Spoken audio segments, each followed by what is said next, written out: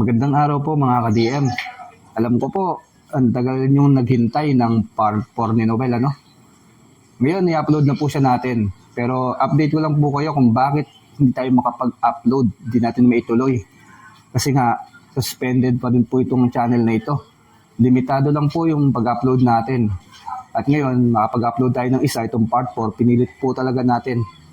Sa totoo lang, kaya hindi ko siya ma-record, hindi ko siya magawa dahil nga may trabaho po tayo. Siyempre, kailangan po natin magtrabaho para sa pamilya. At isa pa, sa hindi po nakakaalam yung channel na Ang Sentensyador, doon po yung bagong upload. Mga new upload po natin, doon natin ilalagay. Kasi yun po, pinayagan po ni YouTube. Pinayagan po siyang mag-upload tayo ng marami. Mga twice or thrice a week, makapag-upload po tayo doon. Kung mapapansin nyo, nandito ako sa pinapagawa kong bahay na hindi pa matapos-tapos. At yung computer natin, ayan o. Magulo po yung bahay na to. Shoutout ko lamang po yung mga patuloy na sumusuporta pa rin sa ating channel kahit na matagal tayong walang upload. Lagi kayong nagyan, naghihintay ng ating update. At ito na po yung ating kwento. Simulan na po natin.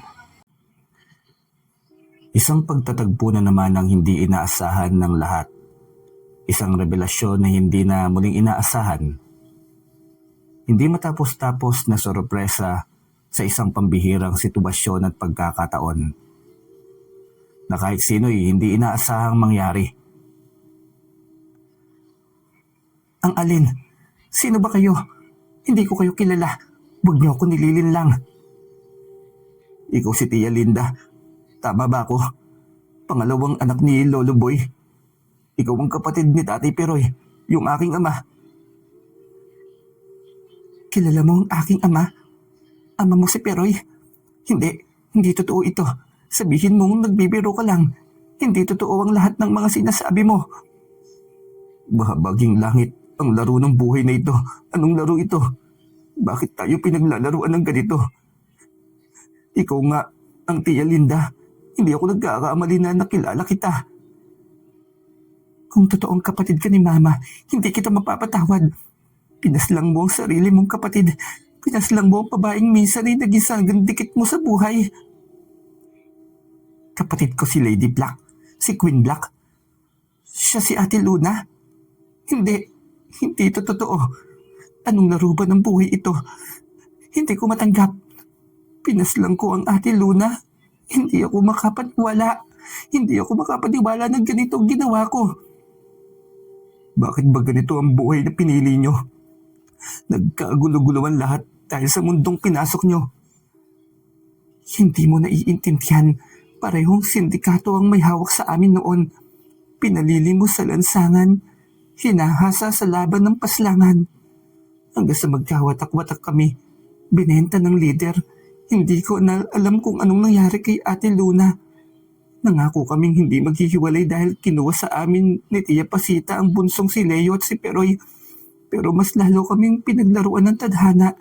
Mas lalo kaming nagkawatak-watak. Wala nang komunikasyon sa isa't isa. Bakit hindi mo ginawang tumiwalag? Alam mong masama hindi ba? Pinagpatuloy mo pa rin.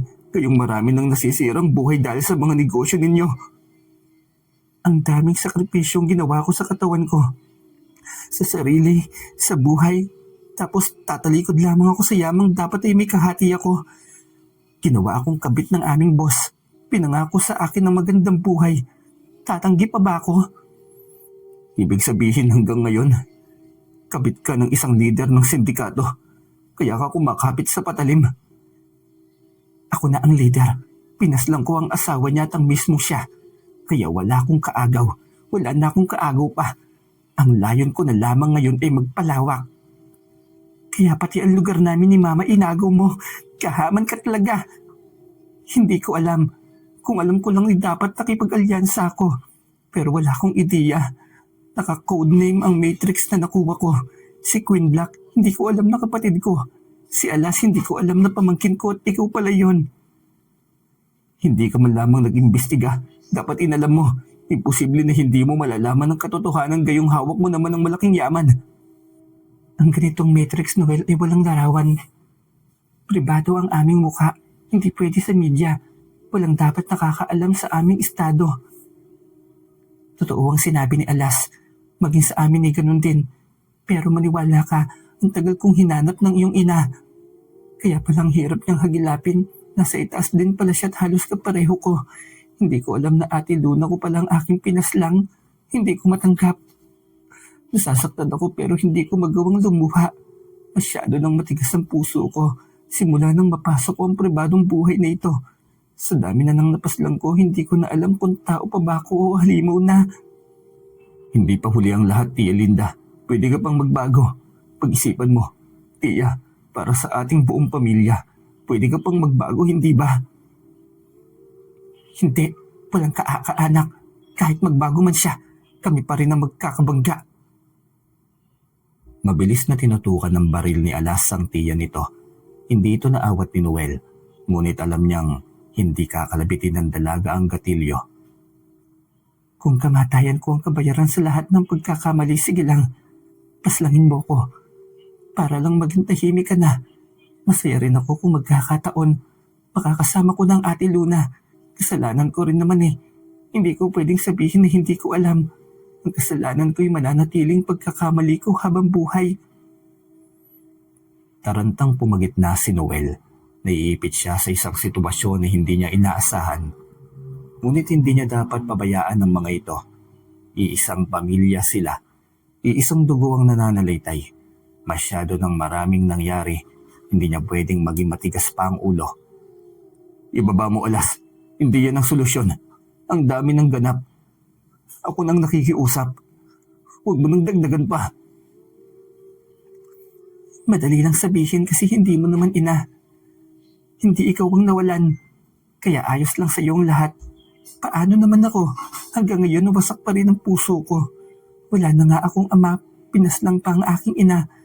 Mag-isa ako sa buhay. Walang karamay sa aking masalimuot na mundo. Inosente rin si Tia Linda. Sana naman malaman mo yun. Analisahin mo rin yun. Sino ka ba? Bakit tinatawag mo akong Tia? Ako nga po si Noel, anak ni Peroy. Ang kapatid mong lalaki. Sinabi ko na kanina, masyado lang yatang lutang yung utak mo. Si Peroy? Saan na siya ngayon? Gusto ko silang makita. Gusto kong makita ang pamilya ko. Hindi, walang lalabas dito. Makakalabas ka lang dito kapag bangkay ka na. Pagkatapos ng ginawa mo, aakto ka ngayon na tila wala lang. Hayop ka! Marahang hinapit niya ang baywang ng dalaga. Kinuha ang hawak nitong baril na nakatutok sa noo ng kanyang Tia Linda. Nagpabaya naman ito kaya biglang nawala ang tensyon sa kanyang dibdib. Tama na, ayos na. Analisahin mo naman ang lahat, Queenie. Pinaglalaruan tayong lahat ng pagkakataon. Pinag-aaway tayo na hindi naman dapat. Tuldukan na natin ito, mag-aisa na tayo. Pag-uusapan natin ito ng maayos. Tihado ako masyado dito. Kung makikipag-ayos ako, walang hustisya para sa aking ina. Hindi ko pa nga naibibigay kay Papa ang hustisya para sa kanya. Hindi ko rin maibibigay ang hustisya na dapat kay Mama. Baka pwedeng bigyan mo ko ng isa pang pagkakataon. Pag-usapan muna natin ito. Kahit makausap ko lamang si Tatay at si Peroy, yung bunso namin kapatid, gusto ko rin mahanap.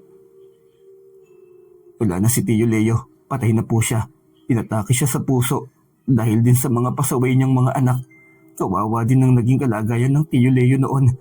Hindi man lamang ako nabigyan ng pagkakataon na mabigyan ng magandang buhay ang aking tiyo. Wala na rin pala si Leo. Napakabata pa ng aming bunso. Kinuha na agad. Noong inaatake siya sa puso at nananatili sa ICU ng ilang araw, yun ang pinakamasakit sa buhay ko. Nawala ang taong nag-alaga sa akin simula kabataan ko. Siya ang naging ama ko nang umalis din ng landas at lumihis. Itong si Tatay, hindi pa ako nakakabawi kay Tio Leo, pero wala na. Binawi na siya kaagad ng Diyos. Dalhin niyo ako kay Tatay at kay Peroy. Gusto ko silang makausap. Gusto ko silang makasama. Ang tagal kong pinangarap na dumating ang pagkakataon na ito. Hindi ko inaasahan na sa ganitong sitwasyon pa mailalantad ang aking pamilya. Ayos na yun, Alas. Pag-usapan natin ito ng maayos. Biktima si Tia Linda rito katulad natin. Kaya sana bigyan mo ng pagkakataon. Pag-iisipan ko, sige. Hahayaan kita sa ngayon pero huwag kang umasa na mapapatawad na kita. Isipin mong malaking kalaban at kakumpetensya kita. Sumama ito sa kanila patungo sa kanyang bahay. Sabi kitong makita ang ama at kapatid, kaya pagdating ng bahay ay si Noel mismo ang gumising sa kanyang ama at lolo. Tay, Lolo Boy, gising na po kayo. May bisita tayo. Mahalagang bisita na noon pa gustong makita at makausap nyo. Siya man ay ganoon din po sa inyo. Anak, anong oras na ba? Ating gabi pa. Si Alas ba ang kasama mo? Siya bang tinutukoy mo? Tapos na kaming nakilala yun eh. Ay, oo nga. Kararating nyo lang ba po? Opo, Lo. Kasama ko po si Queenie, siya kasi Tia Linda. Maraming dapat ikuwento sa inyo pero mamaya na. Harapin niyo muna si Tia Linda. Sabay na mapabangon ng dalawa nang marinig yon. Dilat ang mga mata. Tila hindi galing sa tulog. Malinaw kong naririnig ah. Totoo ba? Hindi ba yun panaginip? Nandito si Linda. Nandito ang isa pang anak kong babae. Nasaan siya po? Opo, Lolo. Nasa labas siya. Gusto ko yung makausap. Sabik na rin mayakap ka, Lolo. Teka. Baka niloloko mo kami ah. Parang imposible naman yata yan. Totoo, Tay. Nariyan siya sa labas si Tia Linda. Mahabang kwento kung paano ko siya natuntun. Pero sana, saka ko na ikukwento. Halina kayo. Kanina pa sabik na makausap kayo ni Tia Linda. Halika na, Piroy. Baka mabagot kakahintay sa atin si Linda. Baka bigla tayong iwanan yon. Hindi ko matatanggap. Tayo na po, Lo. Kanina pa po siya naghihintay sa labas eh. Ang tagal niyo kasing magising. Kinakabahan ako, anak. Ano bang buhay mayroon ng Tia Linda mo? Hindi ba siya galit sa akin? Hindi siya galit, Tay. Lo, katulad sila ni Tia Luna. Parehong leader ng mga illegal na kalakaran. Tumahimik lang muna tayo. Nasa sala si Tia Linda at Queenie. Tahimik at kabado silang naglakad hanggang sa marating nila ang sala.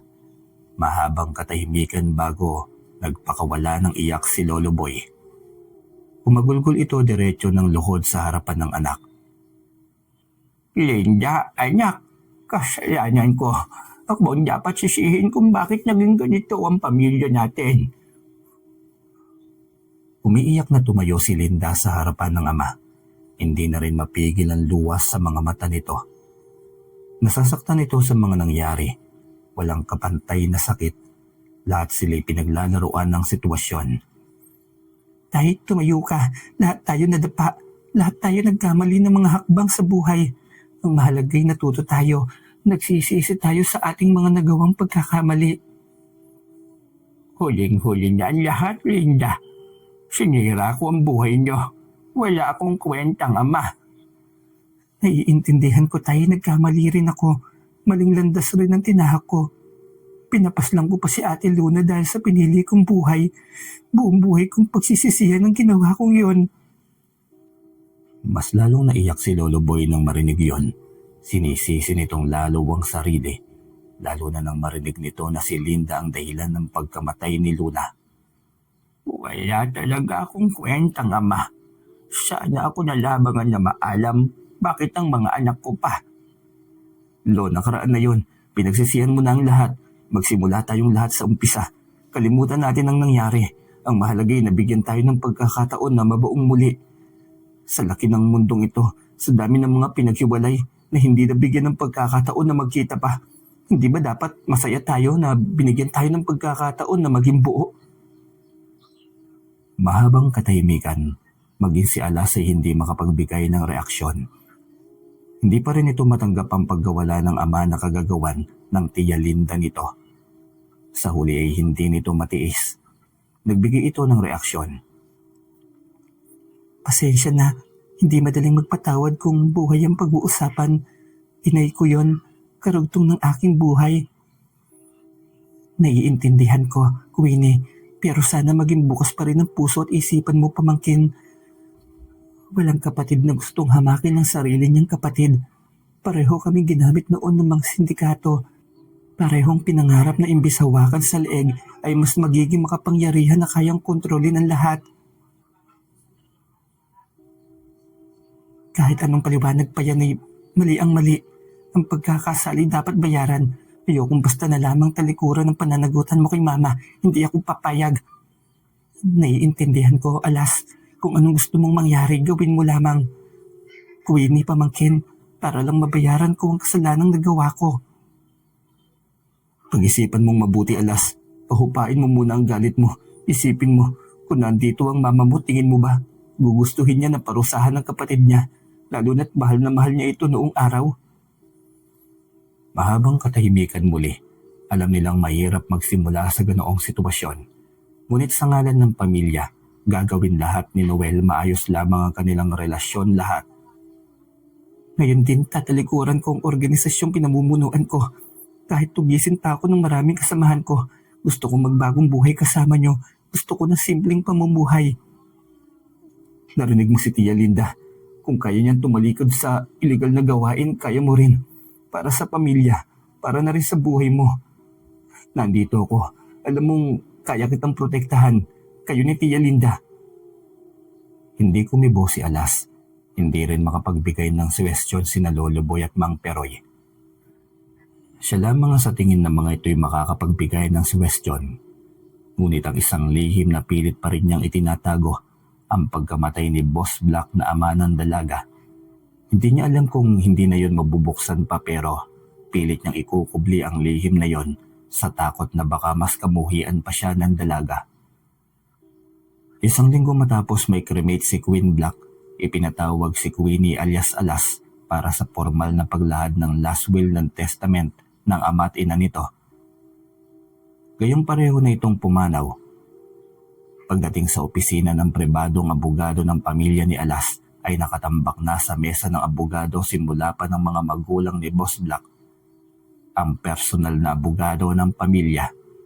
Mula sa intercom ay tinawagan ito ng sekretarya upang ipagbigay alam na naroon ang nag-iisang anak ni Boss Black at Queen Black. Ilang sandali pa'y makikita na ito na iniluwa sa isang pintuang konektado sa malaking bahay nito sa likod ng opisina. Magandang araw, Queenie. Mabutit na nandito ka na. Simulan na natin ang diskusyon. Sige po, attorney. Handa na po ako. Ito nga pala ang pagpapatunay na isa kang legal na ampon ng iyong ama at ina. Kaya ikaw ang legal na tagapagmana ng ari-arian at yaman nila. Nagulat siya sa narinig. Si Queenie hindi pala totoong anak ni Tia Luna niya. Maging ito'y natulala ng marinig yon. Hindi inaasahan ang unang bungad ng kanilang diskusyon. Isa akong ampon? Hindi ako totoong anak nila, Mama. Paano nangyari itong hindi ko alam? Hindi ko man lamang naramdaman na isa pala akong ampon. Maging itong mga legal na dokumento sa pag-ampon sa iyo, noon ng iyong ina ay ako ang nagasikaso. Walang kakayahang magbuntis ang iyong ina, kaya inampun ka nila. Paanong mga ari-arian? Sa akin pa rin ba lahat? Anong ginawa nila Papa at Mama? Oo, wala siyang ibang pinagbilinan ng lahat ng yaman. Bukod sa isang sulat, may iniwan siyang liham sa akin. Anong sulat? Nasaan po? Agad na inabot sa kanya ng abogado ang liham na yon. Nakasaad sa liham ang paghingi nito ng tawad dahil sa paglihim nito sa kanyang pagkatao. Nakasaad din sa liham na kay Alas nito ay pinapaubaya kung bibigyan pa ng mana ang kapatid at ama nito. Tiningnan siya ng matagal ni Alas kaya napakunot ang kanyang noo. Bakit? Anong meron? Narinig mo ba? Hindi ako tunay na kadugo ni Mama. Hindi ako totoong kaanak. Wala namang issue dun eh. Minahal ka rin naman niya na parang tunay na anak kaya walang dapat ipag-alala. Sa puso't isip yun ng iyong ina. Isa kang tunay na anak niya. Tandaan mo yan palagi. Pero kayo pa rin ang mas may karapatan sa mga ari-arian at yaman ni Mama. Kayo ang tunay na kadugo. Sampid lang ako sa pamilya. Ano ka ba?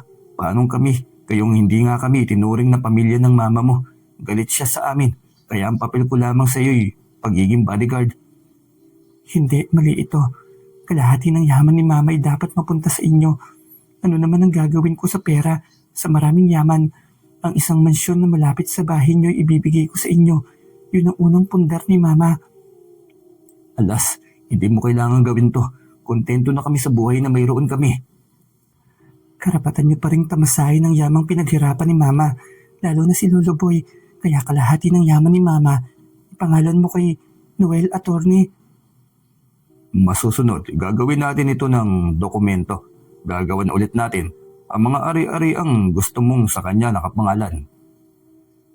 Hindi niya alam kung ano ang magiging reaksyon niya. Sumama lamang siya sa dalaga dahil bodyguard siya nito, tapos ay biglang kahati na rin siya sa yaman ng ina. Kahit anong tanggi niya ay buo na ang desisyon ng dalaga. Sa kanya na inilipat ang iba't ibang ari-arian ni Alas. Simula ngayon, hindi na Alas ang tatawag mo sa akin, Queenie. Yun ang totoo kong pangalan, kaya iyon ang gusto kong marinig mula sa iyong mga labi. Sigurado ka ba, Queenie? Ayos lang sa iyo yun? Oo, syempre. Alak tayo mamaya, samahan mo ako sa bar. Gusto ko munang lunurin sa alak ang aking sarili. Gusto ko munang makalimot kahit saglit sa sakit ng puso na aking nararamdaman. Naku, Queenie, sa bahay ka na lang uminom para sa kaligtasan mo. Ang hirap kapag nasa bar o sa club. Ang daming mga manyak doon. Baka makahanap pa ako ng kalaban mamaya eh. Gusto ko sa bar. Sabi mo namang lagi kang nakaproteksyon sa akin, di ba? Dapat ganun ka pa rin. Ayaw mo na ba dahil marami ka ng pera? Kahit saan mo gustong pumunta, nakasunod naman ako eh. Ayoko lang na binabastos ka, baka makapas lang pa ako. Ngayon lang nga ako muling magbabar simula nang maging bodyguard kita, hindi ba? Kasi hindi rin magandang pumunta sa ganung lugar. Sino ba ang dapat masunod? Sino ba ang amo? Hindi ba ako pa rin? Kaya ako masusunod. Gusto kong magbar, kaya samahan mo ko. Wala siyang magawa kundi ang sundin nito. Ramdam niyang may masakit sa kalooban nito at tiyak siyang dahil iyon sa nadiskubre nitong ampon lamang ito ng mga magulang niya. Pagkalabas nila ng opisina ni Atty. Nolan ay dumiretso sila sa bar. Nakasunod lamang siya sa mga kilos nito. Ang daming umaaligid na mga bastos na lalaki at konti na lamang ilalabas na siya sa kanyang balat. Ang dami niyang pagtitimpi ba sa kabastusan ng mga lalaking nakapaligid sa kanila nang hindi na niya natiis pa'y dumapo na sa mukha ng ilang kalalakihan ng kanyang kamao. Mabilis umawat sa kanyang bouncer ng club na yon, tila bakal ang kanyang kamao at lahat ng nahiritan ay putok ang labi, mukha man o kilay na matamaan. Kahit anim ang gustong pagkaisahan siya'y walang mga itong panama sa kanya. Tila naman ay masmasan sa pagiging lasing si Alas nang makita ang kanyang mga kalaban na puro may mga dugo ang muka. Nadali mo silang lahat. Ang tindi mo naman, Noel. Hindi ka talaga nagbago. Hindi na rin ako nagulat. Umuwi na tayo bago pa ako makapaslang ng mga manyak na lalaki dito. Sabi ko naman sa iyo, hindi talaga magandang lugar na ito eh. Ayaw mo rin kasi makinig sa akin ang tikas ng ulo. Hinila niya ang dalaga na parang bata. Kaya napasunod ito sa kanya palabas. Kumigabot-gibot ang bibig nitong may ibinubulong, ngunit hindi niya na yon binigyang pansin. Sa uli ay hindi niya na ito mapigil na magreklamo sa sarili. Sandali, Noel, kaunting hinahon naman. Alam mo namang nakatakong ako ng matulis eh. Nakakangalay din kaya. Galit na ako, Queenie. Galit na galit. Nakakainis isipin na yung mga lalaking tumasing sa'yo. Sa dami ng mga kamay na yun, hindi lahat kaya kong harangin. Nakakainis kasi. Galit nga ba o selos lang yan? Sabihin mo na kasi ang totoo. Wala ka bang pag-ibig sa akin? Tumayo siya't nakipagtitigan ng tapat sa dalaga. Nakipagtitigan na rin siya rito. Kung nagseselos ako nga, wala ba akong karapatan? Mas nilapitan pa niya ito kaya mabilis itong napatras. Hindi niya alam kung saan galing ang lakas ng loob na yun pero tinodo na niya. Nakita niya ang pagkagulat sa mukha ng dalaga pero wala rin itong ibang reaksyon. Hindi ito nagalit, hindi rin ito natuwa. Blanco ang reaksyon nito kaya hindi niya alam kung may pag-asa ba siya rito o kung pareho bang kanilang damdamin sa isa't isa. Halika na nga, Noel. Parang ikaw pang lasing sa ating dalawa eh. Kakainis ka naman o bad trip. Lasing sa pag-ibig ko para sa iyo, Queenie. Hindi ako nagbibiro. Totoo itong pag-ibig ko sa iyo noon pa. Hihirit pa eh. Sukahan kita dyan eh. Umayos ka nga. Umayos ka rin ah. Maglalasing pa kasi. Subukan mo sukahan ako. Iiwanan kita.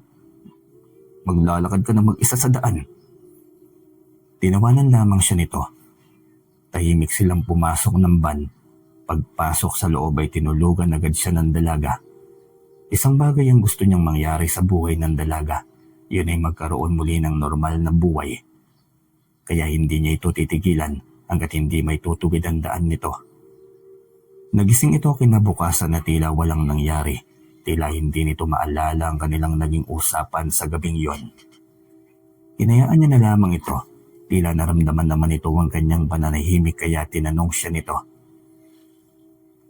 Bakit ang tahimik mo? May naging mali ba ako? Sabihin mo naman. Wala, kumain ka na. Ipagtitimpla ka ng kape ng yayadoring mo. Tiyak kasi ang hangover. Ang dami mong ininom kagabi eh. Gusto ko lang naman maibsan ang nararamdaman ko. Ang sakit kayang malaman na ampun ka lamang. Kung tutuusin, mas may karapatan ka pa sa yaman ng mama kaysa sa akin eh. Inaalala mo naman yan. Sige na, kumain ka na. Kalimutan mo na lang yon. Oo na, kakain na. Gutom na rin kasi ako. Tahimik itong kumakain habang nasa harapan lamang siya nitong nakamasid. Tulala ng pinagmamasdan ng dalaga. Kaya naman pala hindi niya naramdaman na magkatugo sila na espesyal noon pa man ang damdamin niya rito. Kaya pala dahil ampun ito, biglang may tumawag sa kanyang telepono kaya mabilis niya itong sinagot. Ang kanyang tiya Linda. Bigla siyang kinabahan kaya mabilis niya yung sinagot. Tiya Linda, bakit po? Ano pong nangyari? Bigla niyang narinig ang maraming putok kaya alam niyang napapalaban ito. Ano yan? May laban ka? Nasaan ka ba? Iligtas niyo ako, pamangkin. Sasabihin ko ang lugar. Bilisan niyo bago pa kayo mahuli. Iligtas niyo ako mula sa kamay ng aking mga kalaban. Matapos sabihin niya na agad nitong pinutol ang tawag. Ilang sandali pa'y biglang tumunog ulit ang kanyang telepono. Binasa niyang pinadalang lokasyon at agad na tumayo para maghanda. Anong nangyari? Sinong tumawag? Parang iba yung reaksyon mo sa mukha. Si Tia Linda, mukhang inaatake siya ng kalaban. Ito ang address kung saan siya naroon ngayon. Ano? Halika na, bilisan na natin. Agad silang bumiyahe patungo sa direksyon ng nasabing lugar. Halos paliparin na ang dalang motor. Marating lamang ito kaagad. Ang kinaroroonan ng kanyang Tia Linda. Malayo pa lamang ay dinig na ang putukan ng baril. Hindi niya alam kung saan hahanapin ang kanyang tiya, kaya humingi na siya ng tulong sa kanyang gabay. Ito ang gumabay sa kanya patungo sa kinaroroonan nito. Nakasandal ito sa pader, nakakubli sa malaking tangki ng gas. Tia Linda, may tama kayo. Taplis lang ito, ang mahalagay narito na kayo. Hindi na ako matatrap. Hindi na ako matatrap, bilisan niyo na, kilos na. Dalhin mo siya sa ospital, mukhang marami ng dugong nawala sa kanya. Alalayan kita palabas. Alisin mo ang balang tumama sa balikat niya, kaya mo ba? Oo, kailangan lang nating maghanap ng alkohol. Saan kaya ako kukuha? May kinuwang bote ng mamahaling inumin si Lady. Lumagok ito ng lumagok, tapos inabot nito kay Alas ang bote. Gawin mo. Kinuha ni Alas ang matalim at matulis nitong kutsilyo sa hita nito. Binuhusan niya ng alkohol, maging ang tama ng bala. Ihiyaw sana si Lady Capricorn, ngunit mabilis niyang binusalan ng bunganga nito. Habang sinuwelat ang gabay niyang kapre, ay mabangis na nakikipaglaban sa mga kaaway. Mabilis na supil ang mga kaaway dahil sa tulong ni Dagamon, ay dahil na rin sa mutya ng pangil ng kidlat na naging proteksyon niya. Saktong matatapos na makuha ang bala sa balikat ni Lady Capricorn, ay tapos na rin ang laban. Diretso nilang isinugod sa pribadong ospital na kilala ni Alas, doktor na kaibigan ng mga magulang, para sa tiyak na kaligtasan ng kanyang tiya. Hindi nila ito iniwan hanggat hindi ito nalalapatan ng gamot at naging maayos ang pakiramdam. Buti na lang nakontak mo kami agad, tiya. Kailangan mo lang maging maayos. Kailangan mo rin maikumpain dito dahil kailangan kang masalinan ng dugo. Salamat sa inyong dalawa. Tumiwalag na ako sa grupo kaya hinahabol nila ako. Hawak ko kasi ang Matrix. Ayoko sanang gawin ito ngunit alam kong hindi nila ako titigilan. Kaya aakyat ako sa Pangulo. Isusuko ko itong hawak ko. Hihingi ako ng proteksyon. At kung pananagutin ako sa batas gagawin ko. Susundin ko ang proseso, matiyak lamang na maging maayos at ligtas ang buhay ko. Buti ka pa, Lady Capricorn. Matapang na hinaharap lahat ng panganib. Hindi ka natakot bumitiw sa ganitong sitwasyon. Ikaw, Queenie, kailan mo gagawin? Mag-isip ka habang maaga pa, bata ka pa. Masyadong nasayang na ang buhay mo. Huwag ka nang magdalawang isip pa, Alas. Ngayon ang panahon ng pagbabago. Mas masarap mamuhay ng walang tinatapakang tao at pinapatakbong kasamaan. Hindi ko pa alam, hindi pa ako handa. Naguguluhan din ako kung anong magiging plano ko sa huli. Queenie naman, kung hindi ngayon, kailan pa? Kung pagbabago ang iniisip mo, hindi mo na dapat pang inaalala ang ibang bagay. Tama si Noel. Ano pa bang gusto mong protektahan sa maling gawain na ito? Hindi nyo naiintindihan, palibasa hindi naman kayo nawalan ng ama. Hanggat hindi ko nabibigyan ng hustisya ang aking ama, walang pagbabagong magkakanap. Hindi siya makakibo ng marinig yon. Walang ibang salarin kung hindi siya. Hindi niya yun maamin dahil takot siya hindi sa kamatayan, kundi ang kamuhian siya ng dalaga. Gayong noon pa man, ay ibang pagiging espesyal ang kanyang nararamdaman para rito. Talaga bang hindi ka pa tapos sa pagtugis sa salaring yon? Hindi ka pa tapos gayong matagal nang patay ang iyong ama? Hindi. Kailangan niyang managot bago ang lahat ng sinasabi niyang pagbabago. Hindi naman mahirap yan eh. Ang mahirap ay hanapin ang isang dagang ayaw lumantad sa kanyang lungga. Muli siyang natahimik. Hindi niya makuwang tignan ng dalaga. Sana mahanap mo agad ng taong pumaslang sa iyong ama para makapagbagong buhay ka na. Sayang ang buhay mo. Bata ka pa naman. Salamat, Lady Capricorn. Pero naguguluhan pa ako sa buhay ko ngayon. Pwede bang Tia Linda na lamang ang itawag mo sa akin? Tia mo din naman ako, hindi ba? Sige po, Tia Linda. Kung yan ang gusto mo, ay masaya din po ako. Nagpaalam itong lumabas, kaya naiwan siyang magbabantay sa kanyang tiya. Napansin nito ang kanyang pananahimik kaya tinanong siya nito. Kanina ka pa tahimik, may problema ba? Sabihin mo sa akin, baka may maitulong naman ako sa iyo. Tia Linda, mapapatawad kaya ako ni Queenie pagdating ng araw? Bakit? Dahil inibig mo na siya? Mukhang mahal ka rin naman niya eh. Halata naman sa mukha niya. Hindi yan ang ibig kong sabihin, Tia. Masyadong ang komplikado eh. Ano pala ang problema? Sabihin mo na kasi. Tia, pwede ko kayang sabihin sa iyo ang aking lihim. Hindi mo kaya ako isumbong sa kanya? May pagkakatiwala ko kaya sa iyo ang lihim ko? Siyempre naman mapagkakatiwalaan mo ko. Tiya mo ko, hindi ba? Kahit ngayon lang tayo nagkatagpo, patutunayan ko sa iyo na may paninindigan akong tao. Totoo yan, Tia. Oo nga, ano ba yan kasi sabihin mo na sa akin? Kasi Tia, ako ang pumaslang kay Boss Black. Hindi ko kayang aminin yun sa takot na kamuhian ako ng babaeng minamahal ko. Ang ama ni Queenie? Siya bang tinutukoy mo? Opo, Tia. At hindi ko inaasahan na aabot sa ganitong sitwasyon. Naguguluhan na rin po ako kung anong gagawin ko. Gusto kong aminin pero wala akong lakas ng loob. Wala talaga akong mailahad na katotohanan. Wala akong lakas ng loob. Bakit nangyayari ang ganoong bagay? Magkakilala na kayo ni Queenie ng mga panahong yon? Hindi pa po, Tita. Tinutugis ng Boss Black na yan si Tatay Peroy dahil tauhan ito na tumiwalag. Parang pareho tayong biktima ng pagkakataon eh.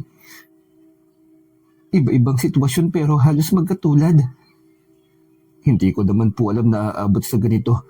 Tinutugos kasi ni Boss Black na yun si Tatay Peroy. Isang tauhan si Tatay Peroy sa nasabing leader ng sindikato. Pero nang mapagtanto ni Tatay na maling gawain at hindi na dapat kinukonsinti ang mga ganong bagay, doon na nagsimula ang lahat. Kahit sa sabungan, nagkukuros ang aming landas. Lumiliit na lumiliit ang aming mundo. Kaya nasabi ko sa sarili na hindi na maaaring patagalin pa. Sobrang sama ng Boss Black na yon. Diablo sa lahat ng diablo. Kaya dapat lamang sa kanya na mawala na sa mundong ito. Nakakatawa na nakakainis ang laro ng tadhana sa ating buhay. Para tayong pinagsasabong eh. Natatakot ako na kamuhian ako ni Queenie. Hindi ko yata matatanggap. Paano kung tatalikod siya at iwanan na lang ako? Ikaw lang makakapagdesisyon kung anong gusto mong gawin, kung anong balak mo. Lalantad ka ba o itatago na lamang ang isang malupit na liham na yan? yung lihim mo. Pero, alam mo, mas malala yung akin eh. Kasi kapatid ko yun. Eh si Queenie, sabi mo kanina ampun lang siya. Hindi masyadong kabigatan. Kung ipagtapat mo kaya sa kanyang buong katotohanan. Hindi ko kaya. Ayokong kabuhian ako ni Queenie. Hindi ko matatanggap. Dahil mahal mo siya, hindi pinsan ang turing mo sa kanya, hindi ba? Hindi mo maamin pero nasasalamin yan sa mga mata mo. Opo, mahal ko po siya. Higit pa sa pagiging kaanak. Mahal na mahal ko talaga. Na para bang wala nang ibang babae sa paligid. Hindi ko nga rin maintindihan eh. Kaya malaking problema talaga yan. Kawawa ka naman, pamangkin ko. Ano bang pwede kong maitulong sa'yo? Gusto mong ako nang magsabi ng katotohanan? Huwag tiya, maawa ka sa akin. Huwag niyo pong sabihin sa kanya. Hindi ko kayang kamuhian ako ng babaeng mahal ko. Sige, ilihim na lang natin pero kasi pamangkin. Hanggang kailan naman kaya? Hindi ko rin alam, tiya. Bahala na. Saka ko na po problemahin yan. Ang mahalaga ngayon, mahal niya ako. Mahal ko rin siya. Masaya kami sa aming relasyon sa isa't isa. Naiintindihan kita. Huwag ka mag-alala. Ligtas ang sikreto mo sa akin.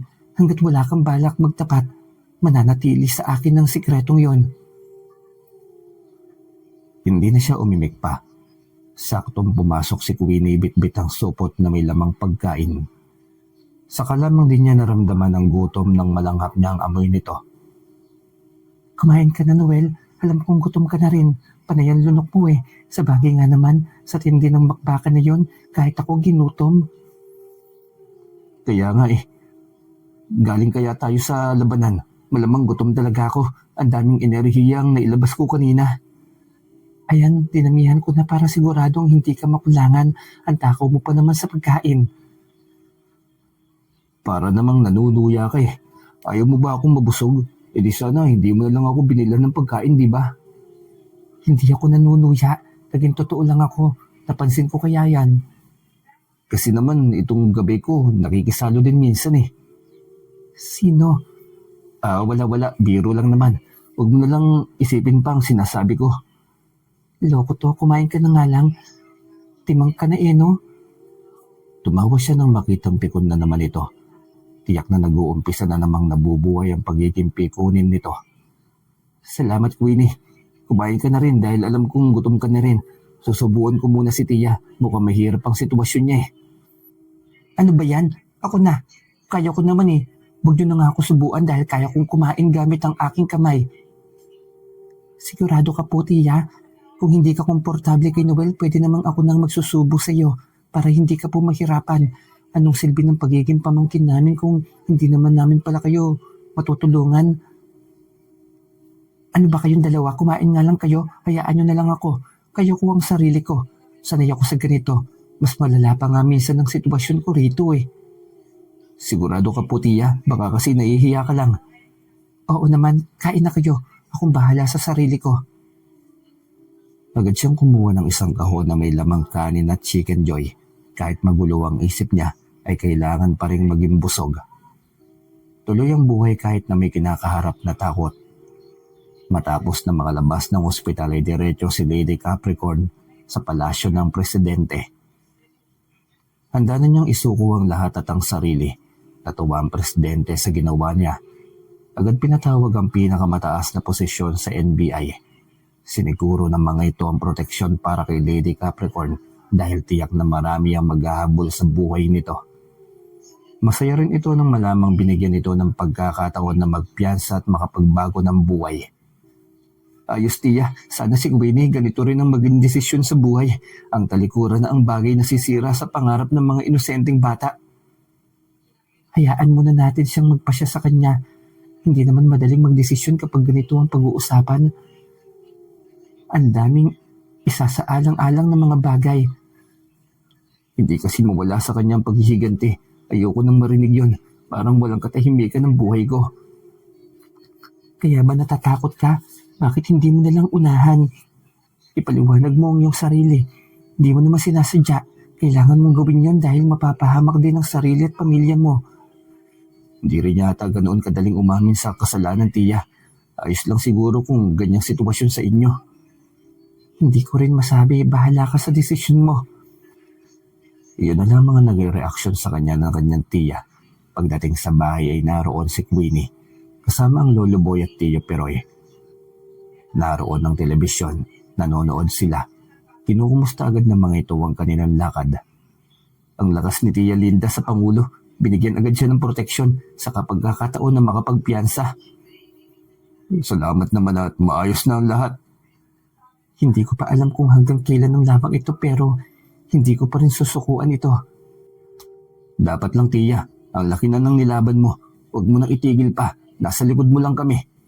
Tiyak naman na isa-isa nang nadaragdagan ng search warrant sa mga nasa Matrix na yan eh. Maging ang blue book na inilantad mo ay magsisilbing matibay na ebidensya yon. Hinayaan na rin nila si Queenie na magpasya kung kailan ito gustong sumuko. Pero tiyak na mauuna itong kamuhian. Baka nga hindi na nito magbago pa kapag nalaman nito na siya may pakana ng lahat ng pagkamatay ng kanyang ama. Patuloy lamang siyang magiging bodyguard nito at sa araw-araw na lagi silang magkasama at naharap sa anumang uri ng laban. Mas lalo siyang napapalapit sa dalaga at hindi na nga niya maitago pang damdamin para kay Queenie hanggang sa hindi na niya naitago pa tuluyan na nga niya itong niligawan. Tama rin naman ang naging hinala ng kanyang Tia Linda dahil may nararamdaman din naman sa kanya ang dalaga. Natahasan din namang inamin ito kaya hindi may paliwanag na tuwa ang kanyang nararamdaman. Ayos lang kaya ang ganito sa mata nilang lahat. Magpinsan tayo eh. Hindi tayo magkadugo, yan ang sinisiguro. Hindi ididikta ng aking puso na mahalin ka kung may mali sa pagitan nating dalawa. Nahihiya ko kina Lolo, nahihiya ko sa kanilang lahat. Bakit kinakahiya mo ba ako? Ayaw mo ba ako para sa'yo? Hindi ganon, kasi magkaanak tayo sa tingin nila, pero pinatulan kita. Anong sasabihin nila sa akin? Parang ayoko naman yatang makita pa sila eh. Bakit yan bang nasa isip mo? Mahalagay tayo, nagkakaintindihan at nagmamahalan tayo, hindi ba? Ganito na lang para maging tahimik na yung isip mo. Sasabihin na natin sa kanilang totoo. Hindi natin itatago para wala ng problema pa. Sigurado ka ba? Hindi kaya sila tutol sa ating relasyon? Oo naman, mas mainam kung sasabihin natin sa kanila. Para komportable tayong kumilos, hindi ba? Buong loob na ipinagtapat ang kanilang relasyon na siyang ikinagulat ng kanyang ama at ang kanyang Lolo Boy. Ngunit hindi ang kanyang Tia Linda na noon pa man ay alam na ang kanilang kakaibang pagtingin sa isa't isa. Higit na nababahala ang kanyang ama nang malaman yon. Anak, hindi ka ba natatakot? Hindi ka ba nababahala? Mas lalo kong nilapit kay Alas. Paano kung malaman niya ang sikreto natin? Tayo anong magagawa ko? Minahal ko na si Queenie. Ilang beses ko namang sinubukang pigilan ang damdamin ko kaso ang hirap eh. Paano nga kung malaman niya ang sikreto natin? Tiyak na pagkamuhi ang mararamdaman niya sa atin. Paano tayo? Hindi ko rin alam, bahala na. Saka ako na poproblemahin kapag nabuko na tayo. Sa ngayon, itikom mo na muna ang bibig mo tay. Pakiusap, hayaan niyo po kung haharap sa problemang yun. Saka na po yun.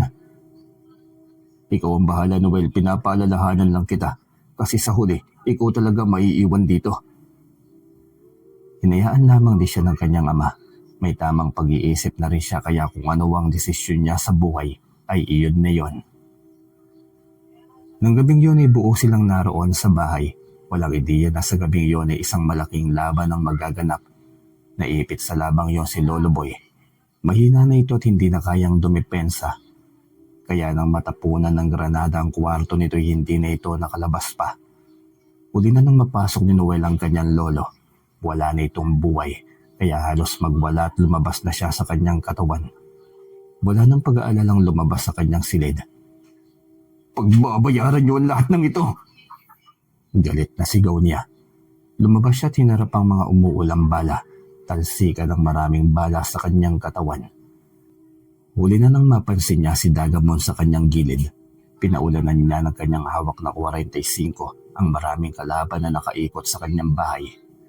Kanya-kanyang depensa rin sina Lady Capricorn, Alas at ang ama niyang si Mang Peroy.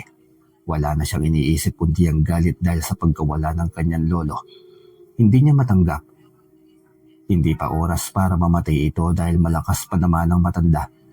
Ngunit dahil sa hindi inaasahang pag-atake ng kalaban, nagtapos ang buhay nito na pangarap niyang makasama pa ng matagal. Bawat pagdungaw ng nagkukubling kalaban ay siyang pagkalabit niya ng gatilyo. Kitang-kita niya ang pagtalsik ng mga dugo nito tuwing natatamaan sa ulo. Isang lalaki ang kanyang nahuling nagkukubli sa likod ng isang malaking paso ng bulaklak. Labas! Kung ayaw mo dito mismo, ililibing ko ang mga bala ng baril na ito sa iyong ulo. Tayo! Idinaas nito ang kamay sabay lingon sa kanya. Tinawanan siya nito habang nanlilisik ang mga matang nakatitig sa kanya. Kumakain ako ng bala, boss, kung hindi mo lang alam. Ang lakas ng saltik mo sa ulo, ah. Yan kasi ang bagong sasabak sa yera. Sisingot pa, lumulutang na tuloy sa impyerno ang utak mo. Kung bakit kasi wala man lamang kayong konsensya sa mga ginagawa nyo. Samahan mo ko, boss. Parang galit na galit ka eh. Mabait naman ako. Wala kang dapat na ikatakot sa akin. Naiiling na lamang siyang tinititigan ng kaharap. Wala na't sinabak pa sa laban ng taong tuyot na ang utak sa kakahit-hit ng droga. Kinuha nito ang ulo ng kanyang baril. Inilagay sa bibig nito at kusang kinalabit yon. Diretso itong natumba sa agos ng maraming likido. Yun ang epekto ng nakakahay na droga. Hindi na alam sa sariling buhay na nito'y kinikitil. Bigla siyang pinaulanan ng bala sa kanyang likuran. Lumagitik lahat ng iyon sa kanyang likod. Nilingon niya ito. Isang babaeng pormahan ni si Lady Capricorn. Gulat na gulat ang reaksyon nang makita siyang hindi tinatablan ng bala. Nagulat ka ba? Mas magugulat ka kapag kinuwelyuhan kita at pinalutang sa ere ng hindi mo nakikitang nilalang. May salimaw ka. Anong uri ka ba ng nilalang?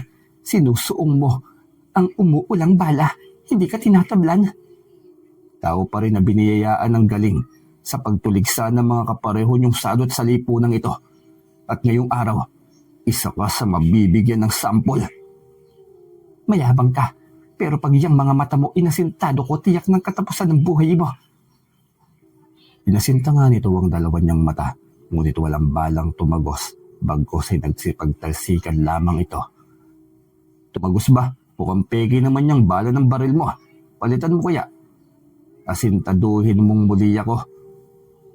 Galit na galit itong inasintado ang kanyang noo. Dibdib at tiyan.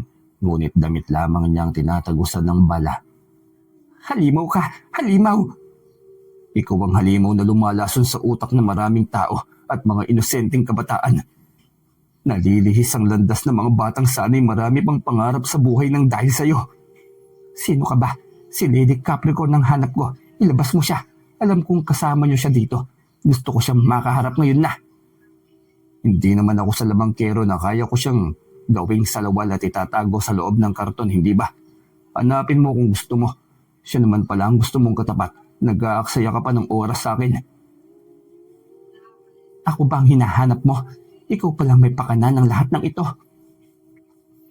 Nagharap din tayo sa wakas, Lady Capricorn.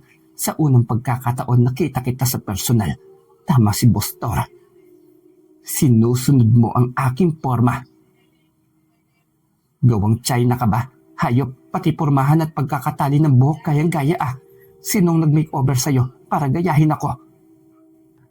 Kaya mo ba siya, Tia Linda? Hanapin ko pa si Queenie siya kasi tatay. Wala na si Lolo Boy. Pinatay nila si Lolo Boy. Magbabayad sila, Noel. Agad nitong inatake ang babaeng kaharap. Iniwanan niya ito para hanapin ang nobya. Tamang titirahin ito ng kalaban kaya inunahan na niya. 2 bala ang pinaputok niya sa ulo nito. Napalingon sa kanya si Alas. Nagulat ito dahil hindi inaasahan na malapit na itong madali ng kalaban. Muntikan na pala ako. Buti na lang nariyan ka kaagad. Sakto lang din ang dating ko. Hayop na mga kaaway ito ni Tia Linda. Kamuntik ka na rin madali.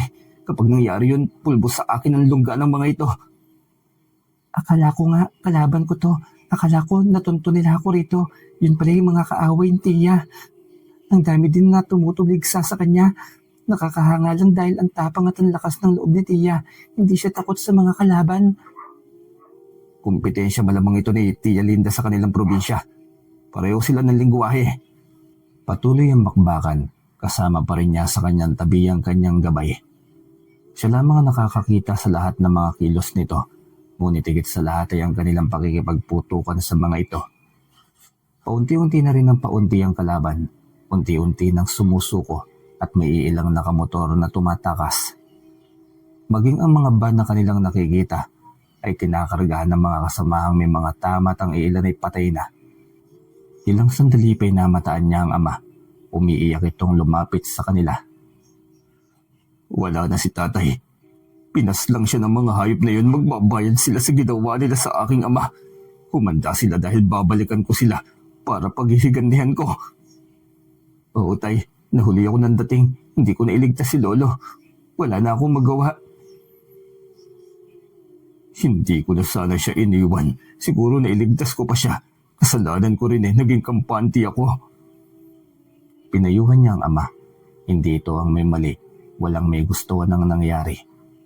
Pinasikaso nila ang katawan ni Lolo Boy upang paglamayan. Kung sinisisi ni Mang Peroy ang sarili nito, mas sinisisi ni Lady Capricorn ang sarili. Kalaban nito ang umatake kaya hindi nito mapatawad ang sarili niya. Gusto ko lang namang magbago. Gusto ko lang naman magkaroon ng tahimik na buhay kasama ang pamilya ko. Pero bakit may kailangan pang kapalit? Hindi ko sila mapapatawad. Humanda sila sa akin dahil hindi ko sila titigilan. Tia, huwag mo nang isipan pang paghihiganting yan. Tama na. Tinutugis na sila ng mga pulis. Pero sa nangyari ngayon mukhang hindi tayo ligtas dito. Sa mansyon ko, doon tayo upang masigurong ligtas tayo. Bakit nga ba hindi ko naisip sa ganitong sitwasyon na bagong tiwalag ka sa kasamahan mo? Hindi isa, hindi dalawang tutugis sa iyo, marami. Lahat ng mga nakahani sa Matrix, lahat sila, tiyak na hinahabol ka dahil naging traitor ka sa organisasyon. Alam ko alas pero naisip kong lahat naman tayo may depensa sa sarili. Naging kampante ako na kaya nating protektahan ng tatay. Wala na tayo magagawa pa kundi tanggapin na hindi magpapatuloy ang buhay natin kung puro tayo sisi sa ating sarili, Tia. Nagpatawag ng resback si Alas sa kanyang mga kalyansa upang poprotekta sa kanila ngunit mabilis itong hinarangan. Tinanggihan ito ni Lady Capricorn. Ayaw na nito ng mga tauhan. Wala na ang kanilang lolo, yun lang naman ang nangangailangan ng proteksyon.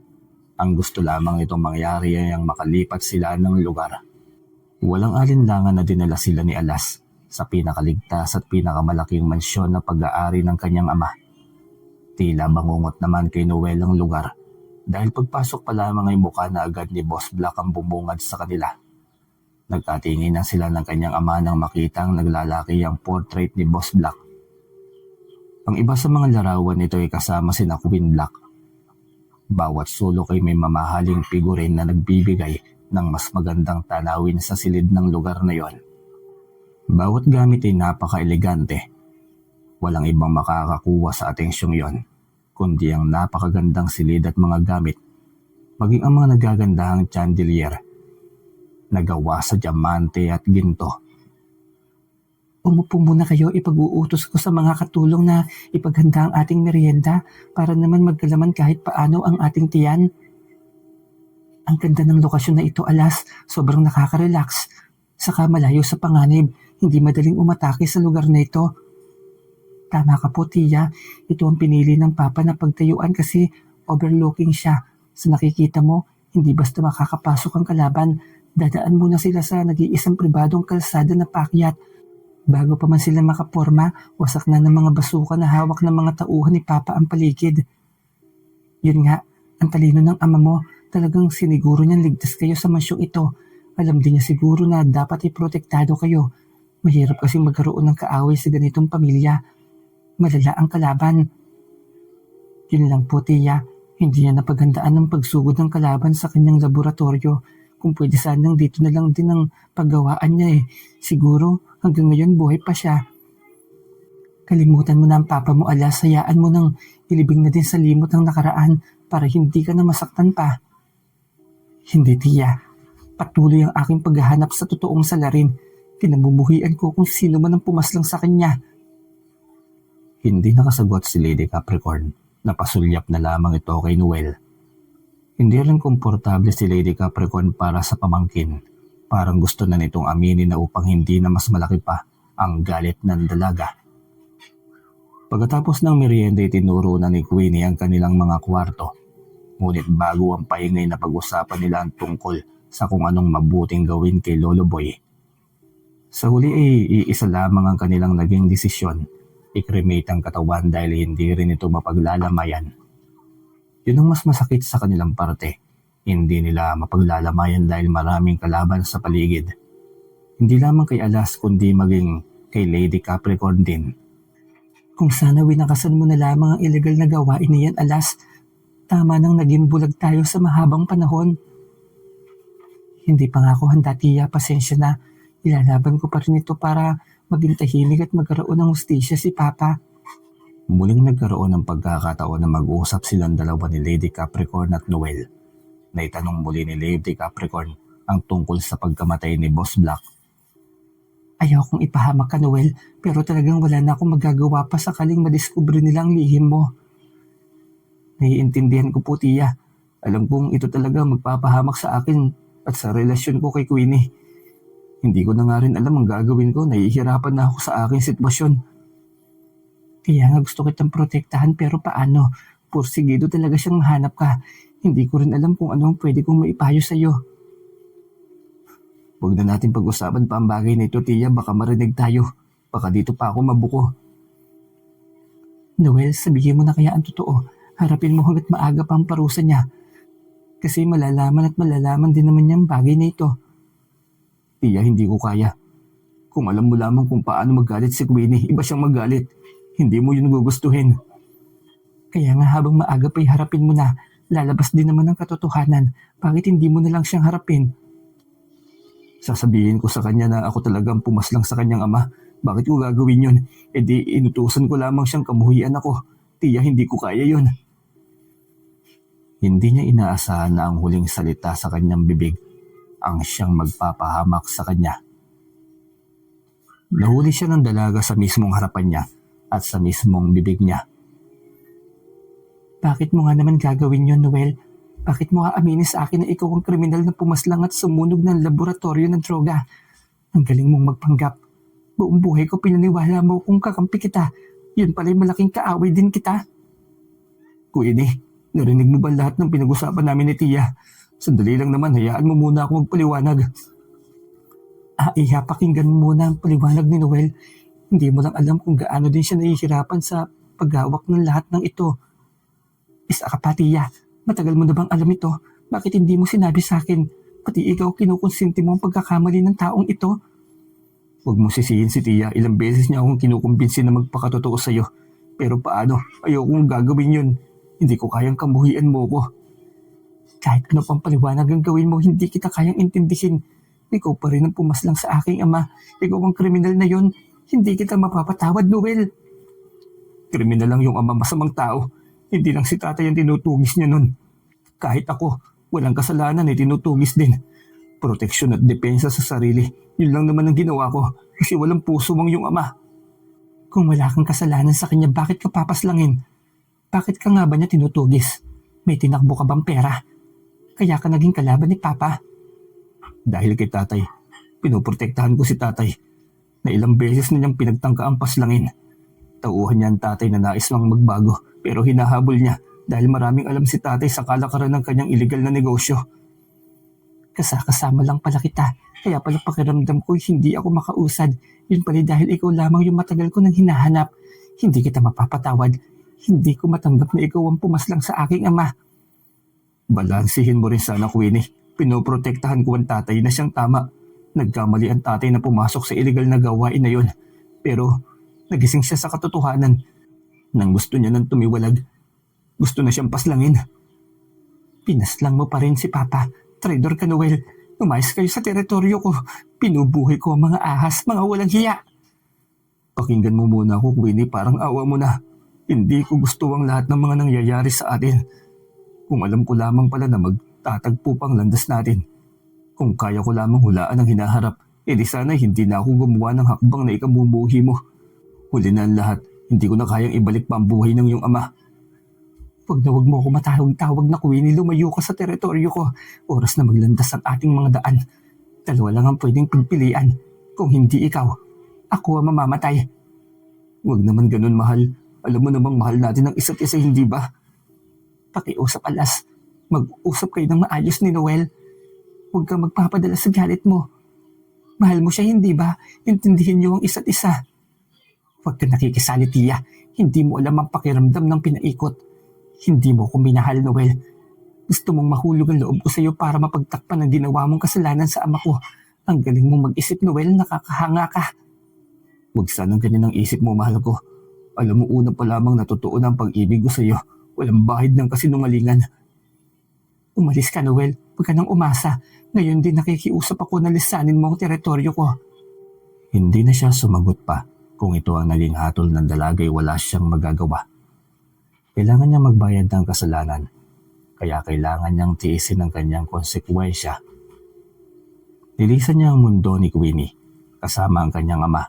Naiwan ang kanyang tiya Linda sa panig ng dalaga dahil wala naman itong naging kasalanan. Naging pangungut ang araw-araw ng buhay niya, simula nang pinagbawalan siya ng dalaga na puntahan ito o kung anumang paraan na magkita sila. Hindi nito gusto ang bagay na yon. Patawarin mo ako, anak, kasalanan ko ang lahat. Kung naging matino ko noon, hindi sana umabot sa ganito. Lagi ka nagmumukmok, nasasaktan. Huwag mo nang sisihin ang sarili mo, Tay. Hindi naman natin alam ang mangyayari sa lahat, hindi ba? Masama rin ang Boss Black na yon. Hindi ko pa rin pinagsisisihan na pinaslang ko ang taong yon. Ang daming sinirang buhay ng hayop na yon. Kaya bakit ko pagsisisihan? Paano ang pag-iibigan nyo ni Alas? Walang saysay na agad yon. Akala ko ba mahal nyo ang isa't isa? Bakit ang bilis nyo sumuko? Ang pag-ibig kapag bigo, pwedeng kalimutan. Pero ang pagpapabaya sakali sa buhay ng isang taong hindi magandang impluwensya sa mundo, ito yata ang mas malaki kong pinagsisisihan. Sigurado ka ba, anak? Hindi ka nasasaktan? Parang nagdurusa ang puso mo eh. Ayoko naman na nakikita kang miserable, anak. Tay, masakit sa puso ang mabigo sa pag-ibig pero may dapat isaalang-alang. Ayos lang kung hindi talaga kami swerte ni Queenie sa isa't isa. Tatanggapin ko at pipilitin na kalimutan siya. Salamat na lang pala sa maprinsipyo ko na anak. Ganyan ang matapang na tao. May paninindigan. Hindi yan prinsipyo lang, Tay. Utak muna bago puso. Yun ang dapat. Kasi kung puso lamang ang umiiral, tiyak akong walang silbi ang prinsipyo.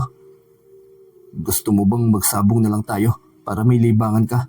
Para hindi ka na mag-isip pa ng kung ano-ano. Diba matagal ka nang hindi nagsasabong. Yun na lamang ulit ang bigyan mo ng atensyon para hindi ka gaanong nasasaktan. Pwede naman, Tay. Oo nga no, sobrang tagal na rin nating hindi nakakapagsabong. Namiss ko na rin ang gawain yun eh. Sabi na mamaya ako na maghahanap ng pwedeng bilhin. Bukas na bukas din pupunta tayo sa mga naglalakihang galerya ng sabungan. Sige po, Tay, subukan po nating muli ang magsabong. Sakaling dito talaga ang aking linya. Baka wala talaga akong swerte sa pag-ibig.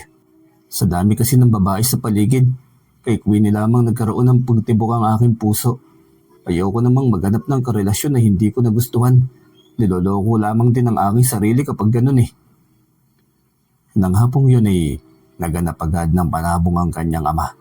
Hindi lamang sabong ang gusto nito kundi ang nais nito ay malibang niya ang sarili sa pamamagitan ng sabong. Kinabukasan ay maaga niyang kinondisyon ng tandang. Hinanda na ito, pinainom ng pinagbabaran ng mutya. Pinaligo na rin. 9:00 ng umaga nang linisan nila ang lugar, ang bagong bahay, at pumunta na sa mas malapit na sabungan. Marami na siyang karanasan sa sabong kaya hindi na mahirap sa kanya ang mga dapat gawing hakbang. Mabilis niyang naihanay ang kanyang alaga dahil madali itong nakahanap ng katapat.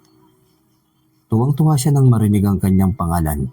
Sa mahabang panahon, muli na naman siyang nakapasok sa ruweda.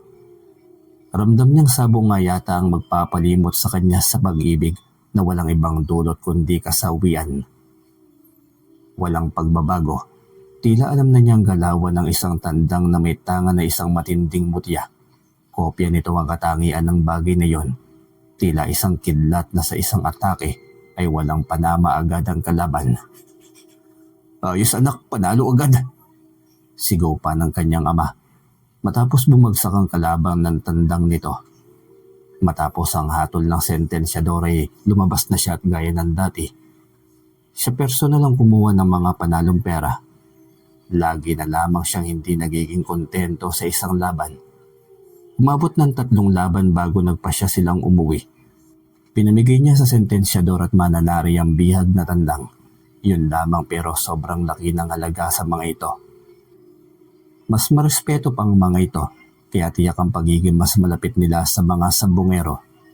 Bukas tayo sa kabilang bayan tayo para hindi naman tayo pagsawaan ng mga tao. Saka baka may makakahalata sa ating mga alaga na parang engkanto. Hindi ito matalo-talo eh.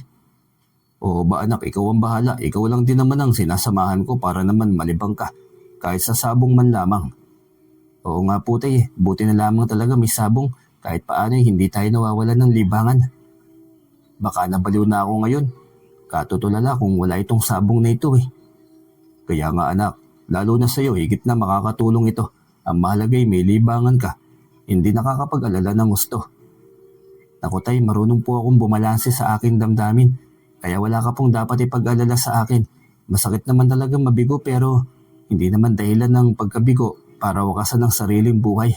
Kahangalan naman po yun. Patuloy lamang siya sa larong sabong. Ito na ang daan niya para lumimot sa nakaraan. Makalipas ang 5 taon, sobrang dami nang nagbago sa kanyang buhay. Gayon pa man ang dating tibok ng puso niya ay ganoon pa rin. Hindi na yun nagbago. At sa hindi niya inaasahan na pagkakataon, biglang nagkrus ang kanilang landas. Hindi nagkataon lamang ang lahat kundi kusang lumapit sa kanya ang dalaga na hindi niya inaasahan. Queenie, anong ginagawa mo rito? Paano mo nalaman ang bagong bahay ko? Ayaw mo na ba akong makita? Sige, aalis na lang ako kung yan ang gusto mo. Sandali, sino bang may sabing ayaw kitang makita? Hindi mo man lamang alam kung gaano ko kasaya ngayon eh. Sobrang saya ko na muli ka nagparamdam sa akin. 5 taon kong inabsorb sa utak ko ang lahat. 5 taon bago ko naintindihan ng lahat. Hindi ko nga alam. Siguro huli na ako. Kung ang pag-ibig ko sa iyo at tinatanong mo walang nagbago, mahal na mahal pa rin kita, Queenie. Alam mong hindi na mawawala yun eh. Talaga ba? Tumiwalag na ako sa grupo, Noel. Tinulungan ako ni Tia Linda. Ngayon malaya na ako. Nung una, ang dami rin umatake sa akin na mga kasamahan ko pero ngayon wala na kasi nasa rehas na rin sila. Salamat kung ganun. Ayos na ba ang lahat? Wala nang magiging problema sa'yo. Pinagdiyansa lang din ako. Inubos ko nang ibigay ang lahat ng impormasyon na hawak ko para mas mapabilis ng investigasyon. Salamat, Queenie. Pinahanga mo ko. Hindi rin pala sayang ang mga taong hinayaan ko sa pagitan natin. Paano tayo? Wala na ba yung nasimulan natin? Hindi na ba yung pwedeng maituloy? Nagsisisi ako kung bakit bigla-bigla akong nagdesisyon ng walang pag-iisip. Basta na lang kitang iniwanan. Walang problema, mahal ko. Magpapatuloy pa rin tayo hanggang sa simbahan. Kung papayag ka, magpapakasal din tayo agad. Ayos lang ba sa'yo? Talaga, Noel? 5 taon ang sinayang ko. Dadagdagan pa ba ng maraming taon? Payag ako syempre. Magpapakasal tayo sa lalong madaling panahon. Ang dami kong sinayang na sandali. Lahat yon pinagsisihan ko. Halos talunin niya ang bituin sa langit upang makuha at ialay sa irog na nasa kanyang harapan. Wala nang mas memorable pa sa ganap na yon. Isang pagkakataon na hindi niya inaasahan. Tagumpay silang naikasal sa simbahan, nangako sa hirap at ginaway laging magkasama. Yun na nga ang bagong simula ng kanilang buhay, buhay na pribado ngunit makabuluhan. Sa mundong ito'y 2 daan ang pwedeng tahakin, pwede kang mamili kung sa kasamaan o sa kung anong kabutihan. Simple tahimik na buhay o buhay karangyaan, kakambali kamatayan, mamili ka lamang. At simulan mo na ang iyong paglalakbay dahil sa mundong ito, ikaw lamang din ang may kontrol ng iyong sariling buhay. Bali, hanggang dito na lang po muna yung kwento ni Noel. Napakaganda po ng istorya. Ano pong masasabi nyo? Kung nagtataka po kayo at wala tayong ganong upload, napakadalang po natin mag-upload kasi po lumipat po tayo ng channel habang hindi pa to pwedeng uploadan ng marami. Lumipat po tayo. Kung tatanungin nyo naman po kung saan sa isearch nyo na lamang po ang sentensyadora. Yan po, nandyan po tayo. Maraming salamat po sa inyo. Kita-kita po tayo doon.